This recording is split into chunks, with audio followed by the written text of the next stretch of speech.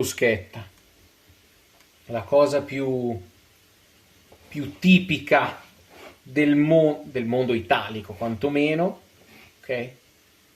Una cosa iconica per tutti.